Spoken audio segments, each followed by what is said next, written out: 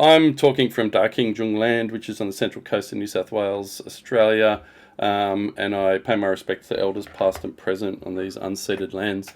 I'm Michael from Rampe Realistic Imaging and Pedestal 3D, also a CAAA Australasia General Committee member. Katherine Moitino from the Australian National Maritime Museum is also here to help answer questions, really, as we get to the end, but I got a lot of stuff to go through. This is part 2. We had a part 1 in Auckland 18 months ago, and this was what we spoke about. We were trying to digitise a whole National Maritime Museum fleet. No small task, over 53 boats, over 12 are in the actual water. But we were trying to build a way to digitise as business as usual. It's not easy. So at the time we said, why do we do this? All those reasons are still true. There's a bunch of reasons. I won't go through all of them, but we do try and take a holistic approach where we do them all.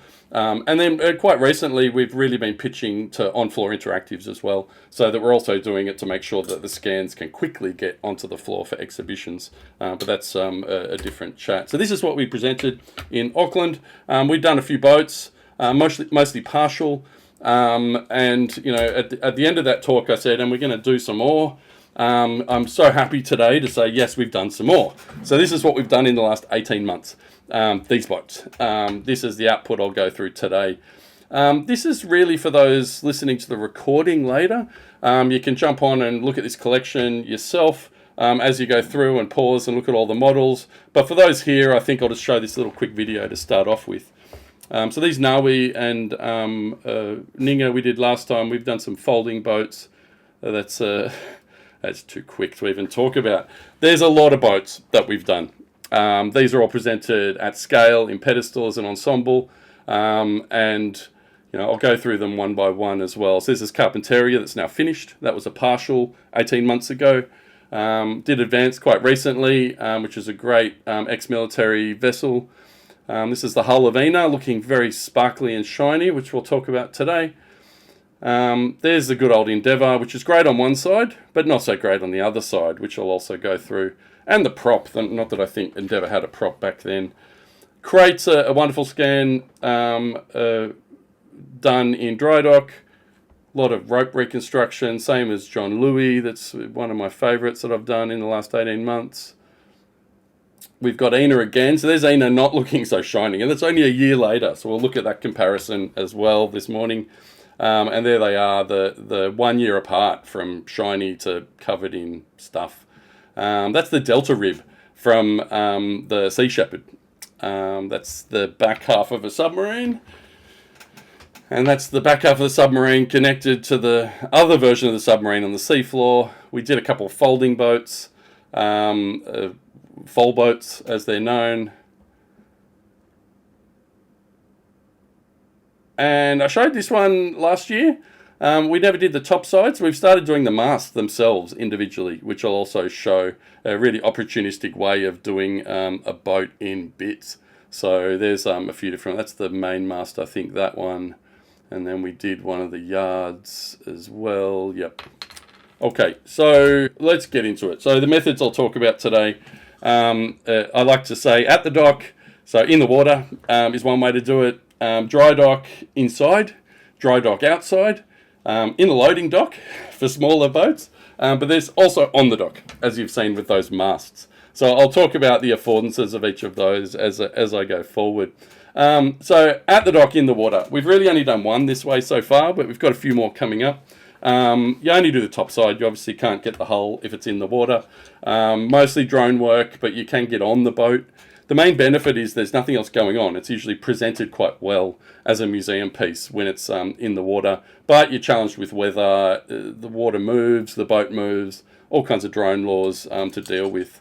So here's Carpinteria. You can see on the left was the hull that we did. It was being remediated at the time, so there was scaffolding all over the top. The middle is the one we did in the water, and on the right is those joined together. I'll only say it here, but the last talk was almost exclusively reality capture. This talk is exclusively Metashape, and that's just what's changed for me over the last 18 months. It may well change back over the next 18 months. But this is about mixing different bits of software and utility to do different things. So these are the kind of shots when you do it in the water. You can see top left, There's me in the high vis with my spotter and my safety zone, and beautiful backdrop of Sydney Harbour that we shoot against. But obviously lighting's tricky. It was sunny, then it was cloudy, then it was sunny. You get lens flares, you get hot spots and dark spots. But generally worked really well. So you can see the methods, fairly standard, you're going to see throughout today. I do rings first, wide rings, closer rings, and then you do grids. Similar to, the way a drone photography grid would work. And you end up with a nice model that I cleaned up and stitched together. So not a hard one. That was a 1 hour shoot with my Mavic 2 at the time. I've since got a Mavic 3, you'll see a few times. But that was still manual flying because it was Mavic 2. And I'll talk about that in a bit. So dry dock interior is the second method. Usually do it to focus on hull. Everything in dry dock we usually do for that, but you can do the full vessel. We're doing ground and drone work now. Lighting's great, it's controlled, and it's totally independent of weather, but the lighting's very mixed and maybe a bit dark in some areas. But in a way, the biggest challenge is that the boat's not there for photogrammetry. It costs millions of dollars to put these boats through remediation. It's there to have work done. So I'm usually working around other work happening, including flying my drone inside. So here's HMAS Advance, big boat, 32 metres, a great boat. I had a full day for this one. I used about 5 hours. The top side wasn't being worked on, so it was a great opportunity to do a full boat. But yeah, this is me in dry docks. This is they call it the paint shed in this dry dock. So it's the shed it goes into for that. It's a very big shed, and you can see some of my shots there. But on the right here, you can see that this top one is when there's a rolling door that was shut, and then when the rolling door opens, this is kind of mixed light you deal with. So it's pretty full on place to work. This is very standard for working there.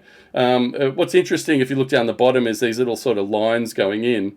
If you go back a second, you'll sort of see the way it's built onto these girders, and that's again a pattern that I've used, how you get up close and walk in between those. It's a lot bigger than it looks, as you can see from those photos. This one though, the rough, it's a shiny grey boat. It was tough. So the rough mesh, as you can see, bottom left there, kind of, I needed a few weeks lie down before I even attempted cleanup. But I tried some unique things with the awnings on this one, where I was doing selective renderings, as you can see top right, to actually get the awning without all the holes that you would normally get. And I'm doing a little bit of blender ropes, not a lot on this one. You can see the blender ropes bottom right. But this one, you're starting to see these rings now very ordered, because I got a Mavic 3 and I just shoot time-lapse now. I tell it to shoot every 2 seconds and I just fly slowly. That's really the way it works, and it's a great way to shoot a lot of shots.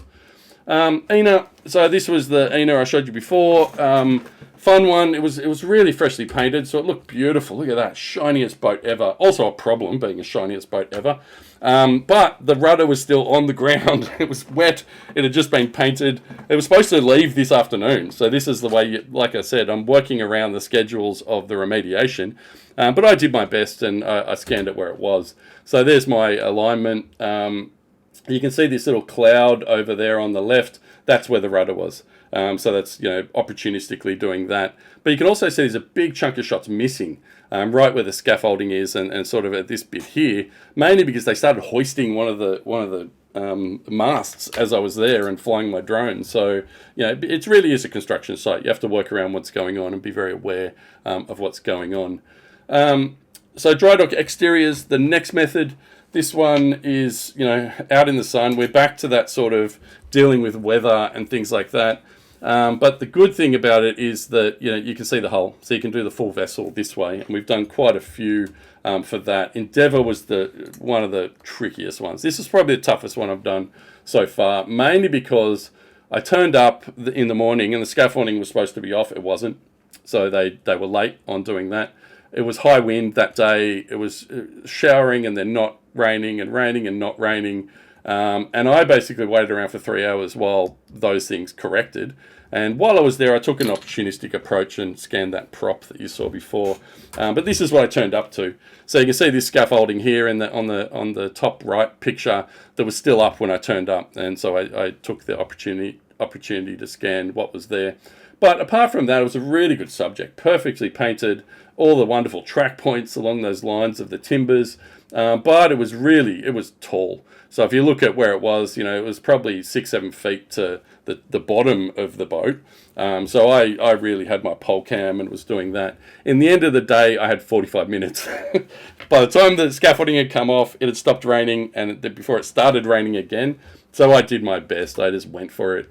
I did a bunch of shots down the bottom, did a drone whatever I could, and the drone actually, got a result to a degree, but all the ropes were all swinging around in the wind, so, I wasn't going to resolve that very well.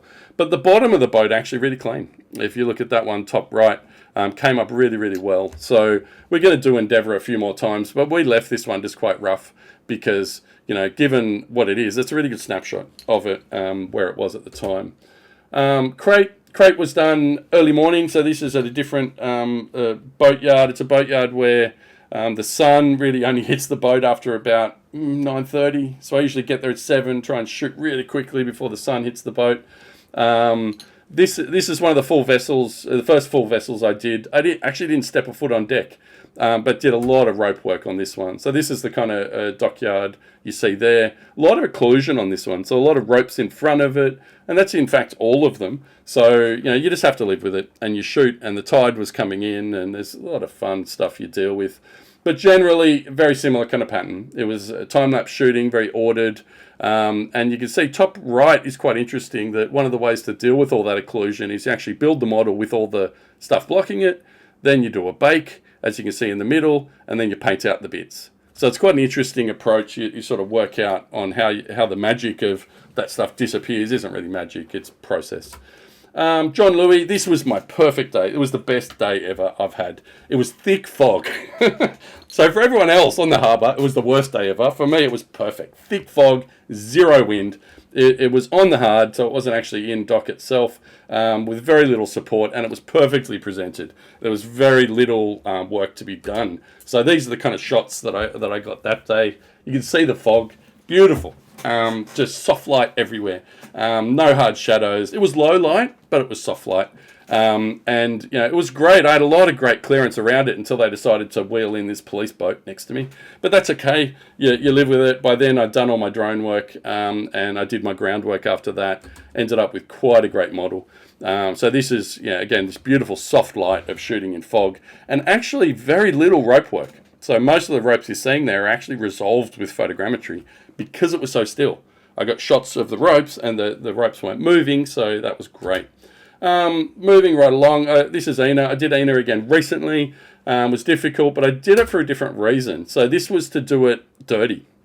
So the last one we did just before it went in the water. This one we did when it just came out of the water. So quite interesting as a scan, but also really great position where it was out there on the dock. But it was a perfect day to do drone work. I was only there for the hull. Unfortunately, we hadn't planned for doing the top side, so all the covers were still on all the great bits. So it was one of those, you do your best. Onslow I did 3 days ago. I can't show you photos. They took my camera card. It's currently being vetted by the Navy. It was done in dry dock in Garden Island, in a military dry dock. It looks like this. Just so you know, these aren't my photos. I found these on the internet, if the Navy's watching. But it's big, black, shiny, massive amount of work going on, all kinds of military restrictions around doing it, but I had a good attempt at it. So hopefully by the time we do the next one of these talks, we'll have that boat. Loading dock, I know where I'm at on time. I'll go quickly through this one. So we do a lot of stuff inside. It's controlled. So this is Delta Rib, black and shiny. There's so many black and shiny boats, but oh well, we live with it. This one is done in the loading dock at the museum. So you can see my flashes. I set up 4 flashes all around it. This one I got on the boat. You can see the trusty ladder I used to get top shots. And really did this wonderful cloud of stuff. So it came up really well. Top right there is quite interesting, is different progressive meshes to do cleanup with. Usually with glass, as long as you can get the edge of the glass, you can build the glass back out. But that's the result of that one. Another black shiny. It's just, like I said, in a row of black and shiny. So this is the back end of the midget sub, done very much in the same way. This one, though, being black and shiny with a lot of deep recesses, I did 2 sets of photos. So one set quite overexposed and one set at what you would call normal exposure. And I used one for the mesh and one for the texture. So it's quite a common method that we use in photogrammetry. And you can see the clouds there, and also the difference between the colors and difference on top right on what you can resolve. So that's the sort of deep, it's not perfect on either, but you can certainly resolve a lot more when you're really pushing the shadows up. Fold boats were great. It did them, we could turn them over, thankfully they weren't too heavy. So you can see the shots there, upright, turned over, similar kind of setup, but they were folding boats, which meant they were non-rigid. So the end result of this one is I end up making 2 different meshes, one with just the top photos, one with the bottom photos, and you stitch them all together and you end up with a great folding boat. Finally on the dock, so this is new. This is doing it while it gets remediated. So this is Doifken. So these masts come off the boat to get fixed, and the wood gets repaired and it gets lacquered. So here I am on the dock, actually on the dock. These things are big, they're heavy. They take multiple guys from fleet to even turn them. This is a 1.5 ton, I think, part of the main mast. It was under a shadow and in the sun. They're tricky situations to shoot on. And notwithstanding that, if you look on the top right, just being able to get around this thing was hard enough. So, that's, thankfully, everything I've done today, I've shot on my trusty 16mm STM, which you don't really need to get back very far. But there's the mast that I've done so far in the clouds from 2 different orientations. This one, I did end up making 2 different textures to try and paint out that shadow. And I think I did an okay job. It's not perfect, but not terrible. So that's where we got. That's, I know I'm a little bit over time, but, that's a lot of boats in 18 months. And, what we're going to do next is going to be really interesting. So Onslow will hopefully do the hull, because I only did the hull when it was there this week. We'll do some drone work back at the dock. Ina needs more drone work and also some on-deck work. And Doifken's going back into dry dock soon for a long time, I'm told. But we're going in without masts, which is a really good opportunity to scan the top of it without all the ropes. But after a very long wait to know. This was the first one, if you remember, if you were there in Auckland. And we did the inside, we did the top side, we did the masts, but we never did the hull because it was drying, and it's been drying for 2.5 years. It's finally coming down this year, so we're going to hopefully complete this scan after 2.5 years. That's it. Let's go to questions.